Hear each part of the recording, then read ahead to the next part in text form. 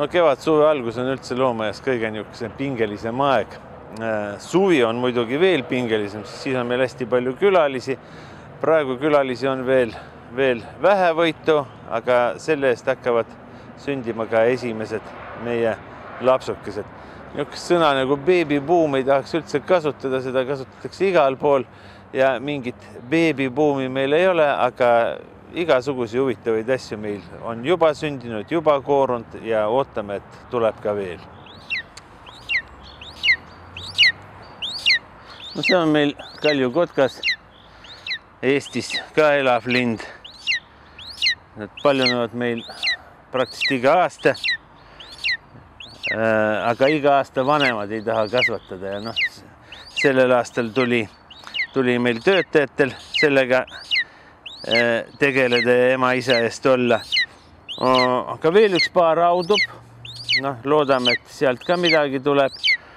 Nii et ega kõik vanemad ka niisugust ei ole, et inimeste hoole alla jätavad oma pojad.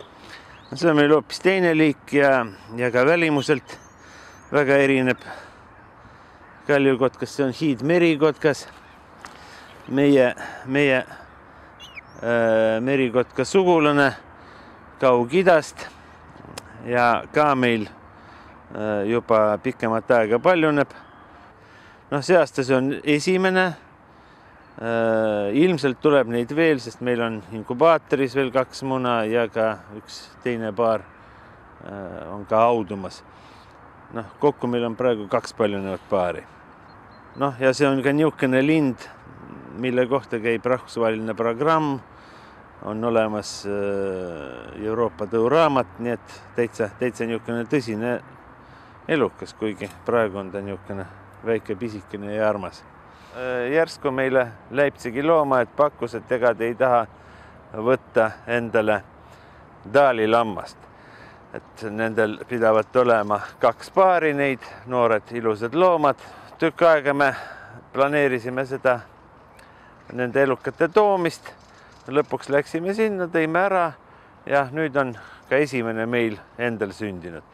See loom looduses ei ole üldse haruldane. Daalilammast on looduses üle 100 000 Kanadas ja Ameerika Ühendriikides. Aga loomaaedades ta on üsna haruldane. Euroopas on ainult 6 loomaaeda, kus seda looma saab näha. 2 loomaaeda Saksamaal, 2 Tšehhis, 1 Austrias ja nüüd ka Tallinna loomaaias. Need on siin taga kaspioreaalid.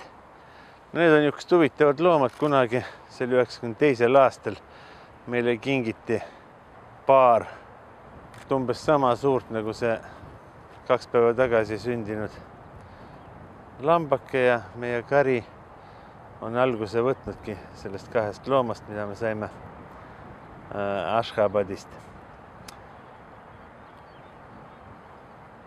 See on siis esimene sellel aastal sündinud Ameerika piison. Meil on neid suur kari ja õnneks me saame neid niimoodi siin pidada, sest viimased aastad meil on kari kasvanud nii, et on sündinud praktiliselt kõik ainult emased. Täiskasvanud pulle me küll koos pidada ei saaks. Ilmselt sellel alal eriti haruldane loom see ei ole. Eestis on ka teisi kohti, kus nad elavad. Aga meil on nad ka kõrvuti Euroopa piisonitega, nii et igaüks saab võrrelda neid loomi ja saada aru, mis nad nii erinevad on.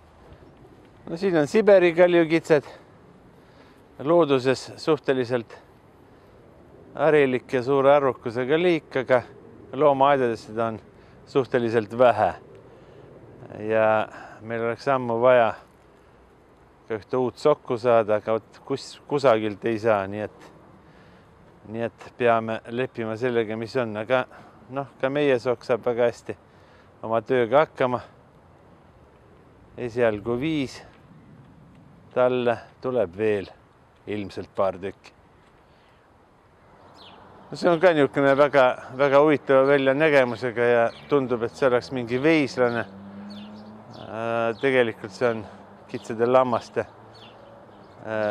niisugune väga lähedane sugulane. Ja oleme me seda liiki saanud Berliini loomaias.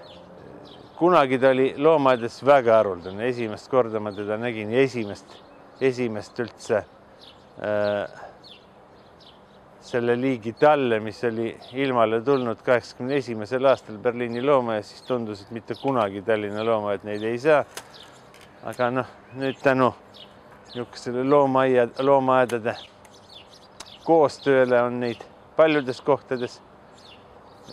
Ja see on ka juba kolmas, kes on meil Tallinna loomaaias sündinud.